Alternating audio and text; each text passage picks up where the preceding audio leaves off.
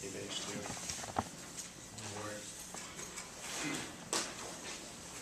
That's all you guys care. Some overview biz. Yeah, some biz. You know, gotta make some artists.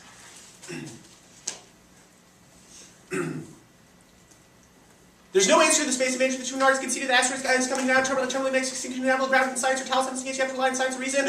Things like laptops and airports, whereas none of the critical arguments interact with their asteroids argument, because that is not something that's relying on human rationality versus non-rationality. All of the space critique arguments that he identified in the negative were not extended to the 2R like they were. And the 2R that he had in context, you shouldn't classify for the is an objective. The fact that extinction is terminally inevitable status quo in any reason why you should evaluate the from the plane that's in try or die for the affirmative arguments. You haven't impact framing.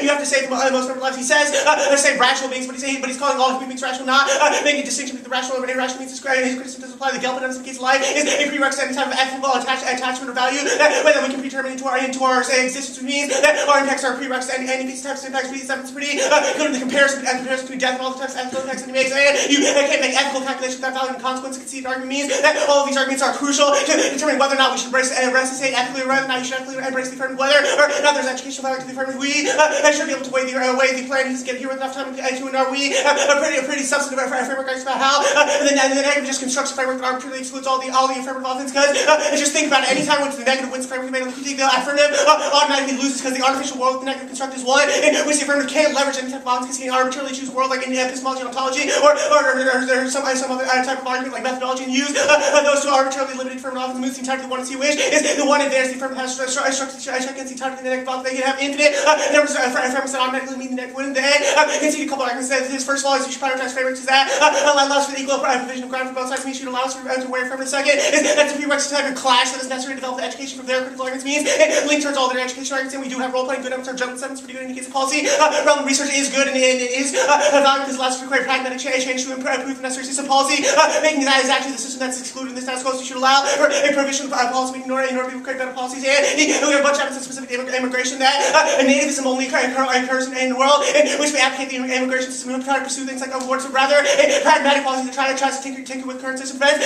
Any type of protections, data backlash, like things like the China sanctions that he's talking about, that only occurs in the world of the alternative, not in the world of plan, because we don't radically break this system like they try to do in our evidence indicates that we all have the potential to become immigration lawyers someday. So the valuable legal knowledge like that we gain in this particular data can help us in resolving the plan of big wins in the future, which we access all their ethics argument better. This evidence is really fucking good. You should look at it after the round means. You should prioritize all affirmative arguments, even if we lose these arguments to Germany. It's a disadvantage to the alternative because it makes arguments why the abandonment of the state is a transition complex. You can see that is grounded within history because of things like Peloponnesian Wars and Spain-Dutch Wars that proven arguments. Even if there are things like desires and rationality, those types of things that conflict and are to try to determine whether or not what is true and what is not true, that doesn't disprove the claim that throughout history and there was a power transition that led to conflict. Now it would lead to nuclear conflict that caused extinction, or how evidence was own evidence in case. Your criticism doesn't disprove our truth claims because epistemology proves, or against why international relations research is most likely true because it self-reflects allows for other famous people to check whether our arguments are true. Now the permutation page at the top.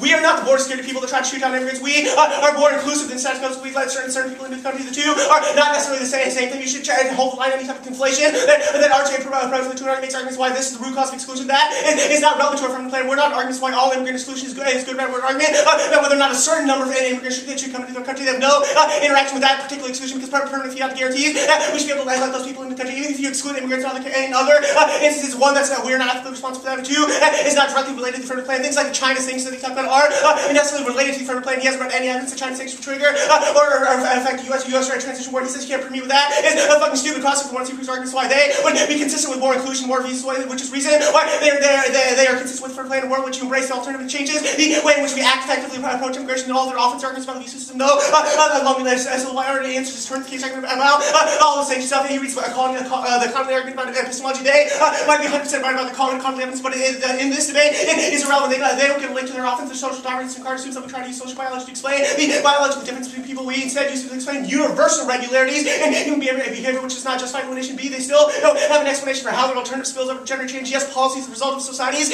collective desires, but even if you create change your own desires, that has no influence on the rest of society. What changes a system, even if it's possible to change biology of your brain, is difficult. A process that requires mindful thinking. If you haven't said that, we're convinced the Mind Men or the Tea Party to reconsider the relationship to immigrants and thus reshape their biology. You might change your mind, but no one else outside this round is going to change the way in which they approach immigration. There's no explanation of what the alternative results in. They said the one see that the rethinking desire allows us to move toward inclusion, but they never explained how you could include people without dealing with beasts. So the one are certain that there were other strategies for inclusion, but never explained why, or what they were, why they wouldn't link to the criticism means. That you should refer to any time, because we, in any type of solution framing for how we can ethically engage the immigrants. Because immigrants want to come to the country and status quo, the AF lets them in, whereas they don't do anything like that. So we're more ethical than alternative. They don't lead to anything like genocide. We've already answered the ethics argument above. The alternative doesn't solve his interruption argument that he talked about. Isn't grounded in his alternative solvency. It's just some random RJ shenanigans that doesn't actually spill over to any type of broad change. He says the notion of top-down change that this answer on the framework and debate above. That's why policy-making research is productive, and that's why he says the Doty evidence about borders, but all arguments why nationalism is inevitable is better than the Doty evidence arguments why people inherently come together. You might create some affective change about how us individuals might do it, but you don't change the way that all of that mass society approach the question of borders and immigration means that people come together to try to totally inevitable. Kaminsky evidence I answered about the value of life impact. Kaminsky answers by saying you should maximize life saving. The Gerwin evidence also answers that severance. It's just a reason to reject the argument not to you, but it's not severance because we do both means it does. The plan, the alternative, but the affective nature of the plan isn't necessarily included within the plan, so it's not something you criticize rational choice theory. I already made my arguments about this. We're saying all humans are rational. There's no distinction with rationality and the irrationality that you can criticize. We also didn't just say things are beneficial for the United States. We said things are beneficial for all of humanity. So a lot of the arguments that he's talking about us pausing the U.S. versus the rest of the world isn't true, but it is stabilizing historically. Yep.